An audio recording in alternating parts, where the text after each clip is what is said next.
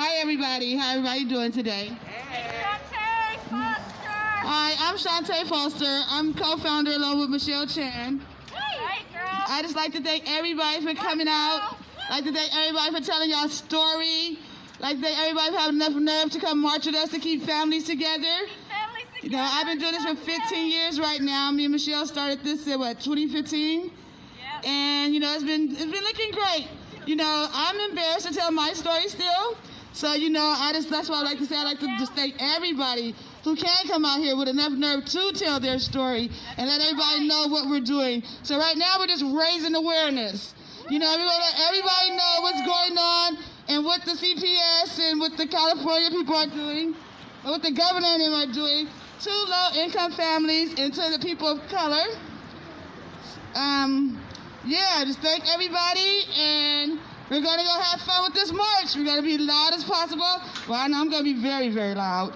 And we're going to do this. So, yes. Make sure everyone has Yes, and everybody get a flyer, please, for the chants. And make sure everybody signs in. Thank you, guys. Anybody else want to speak?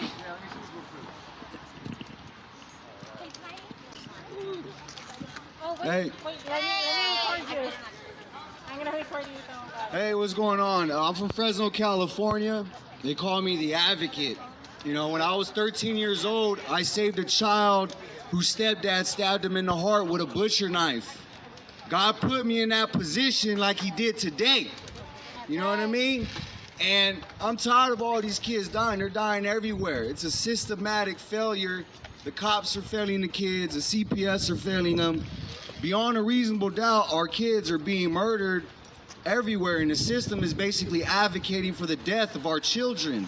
You know, it's beyond a reasonable doubt. So now I've taken upon myself, you know, we're filming the evidence, we're hashtagging it, I'm releasing it on the web. Any kids that are being abused or murdered, you know, people are contacting me, hashtag Advocate TV. I'm on YouTube, Snapchat, Facebook, Instagram, everything.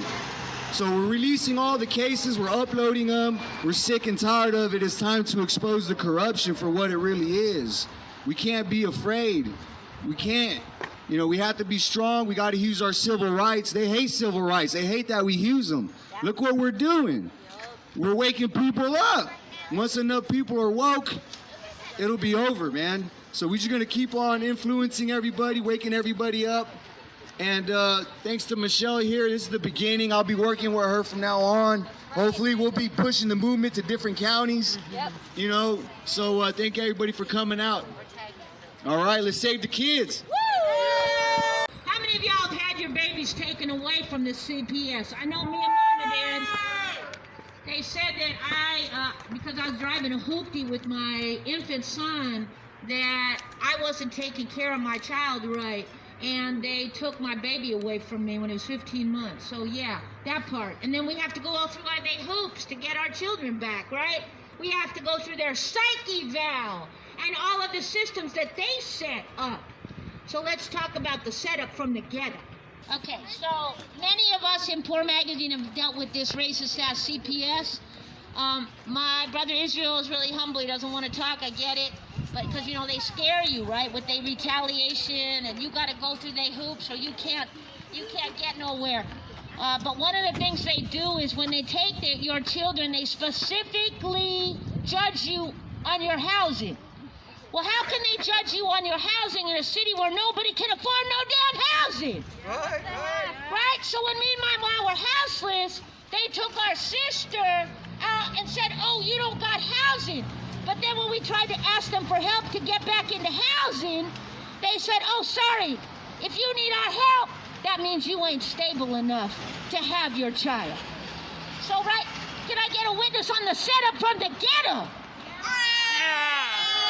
And that's how they operate, right? Now, I just want to ask anybody else wants to speak before we move on. Come on down, hon. Come on down. I just briefly wanted to tell you guys my story. Today marks my first daughter's, she would be 16 years old. She passed away in 2005. I then had another child in 2008, which CPS got involved. a couple days after I had her.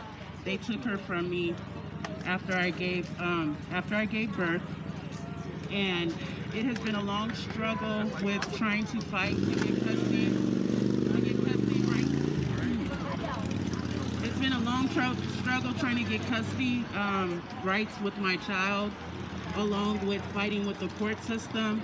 They then adopt my daughter out to my sister, and just recently my sister has sent my daughter 3,000 miles away, and the courts have not been notified, nor do I know what to do at this point. I just know that my child is 3,000 miles away on a one-way ticket. What do you mean?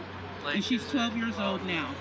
So once again, my name is Melinda Garrett. You can find my story under medical kidnapping and also Melinda Garrett's story. Well, before we get going, I need everyone to start sending me whatever picture or video you might have. Most of you here have my contact info. If you don't, ask someone that does or ask me.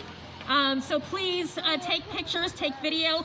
Also, we will be launching an aggressive social media campaign because it's not enough for everyone here that's out in the streets right now to see what's going on. We need to remind them over and over and over again until everyone gets the message that the system is crooked and we need to abolish the system and bring our kids home.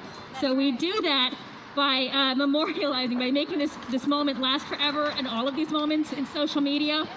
So take your pictures and your videos that you're taking today and share them on social media. It's Families in Resistance, okay? This is something that we're all building together, and it's for the children. That's really why we're doing it, and there's no other reason. So just share it and share it and share it, because if we don't, we may as well not be doing this, okay?